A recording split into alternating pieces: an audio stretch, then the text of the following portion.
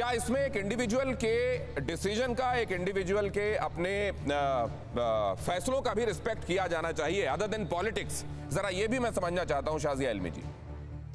जी, और मैं एक और बात यहाँ पे ऐड करना चाहती हूँ। उन्होंने चरित्र का शब्द का इस्तेमाल किया है और उनका अपना चरित्र का जो मुजाहरा है वो आप देख ही रहे हैं कि जो जिस तरह से वो उनका ईगो है और जिस तरह के उनके हर बात में जो उनकी नाराजगी है। लेकिन अब आते हैं कन्हैया कुमार और उनके चरित्र पर।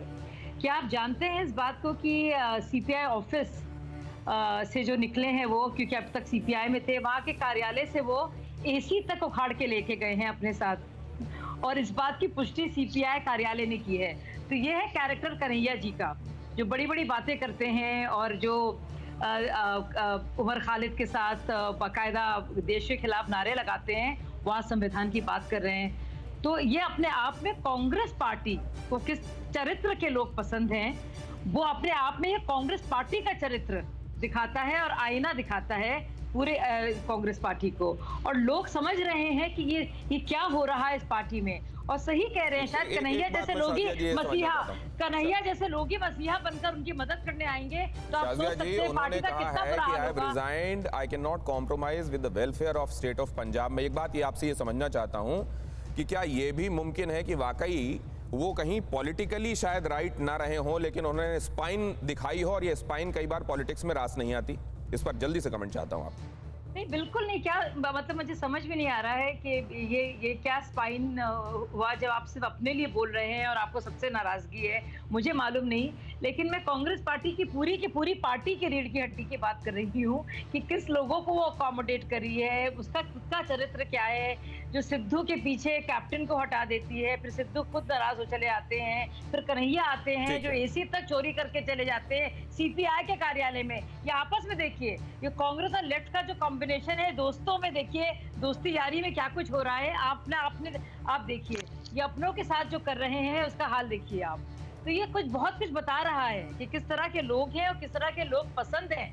क्या पॉलिटिक्स में इस तरह के आरोप लगते ही रहते हैं क्या आप शाजिया जी? जैसे कभी किसी नेता पर यह आरोप लग जाता है कि देखो उसने रेमडेसिविर और तमाम जरूरी दवाओं का अपने यहाँ स्टॉक कर लिया था और वो उस समय केवल अपनों को दे रहा था, किसी को दे ही नहीं रहा था। देखो अमुक चीज को ले गया अपने पास, उसके पास से इतने पैसे बरामद हुए और वगैरह वगैरह। कई बार ये होते हैं कि डॉक्यूमेंट्स लहराकर आरोप लगाए जाते हैं और कई बार लगा दिए जाते हैं, बाद में ये भी पता नहीं चलता कि वो सही थे या गलत।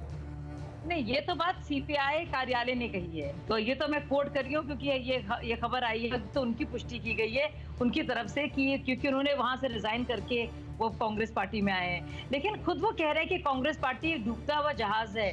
तो सोचिए, डूबते हुए जहाज को ये तिनके कन्हैया का सहारा, खुश हो सकते हैं कितनी बुरी हालत होगी उस जहाज की। बात कही है मोदी जी से, इस पर मैं टिप्पणी जरूर चाहता हूँ।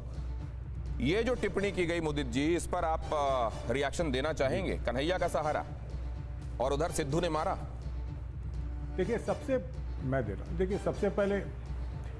पहले दोनों चीज़ों पे बात कर लेते हैं। शाजिया जी अभी कन्हैया जी के कैरेक्टर के बारे में बात कर रही थी, उसमें क्या सच है झूठ है तो शाजिया जी जाने, लेकिन वो अमित शाह जी का कैरेक्टर भूल गई जिनको कोर्ट ने तड़ी पार किया था गुजरात से। वो तो कोर्ट का था, भैया इनको निकालो गुजरात से।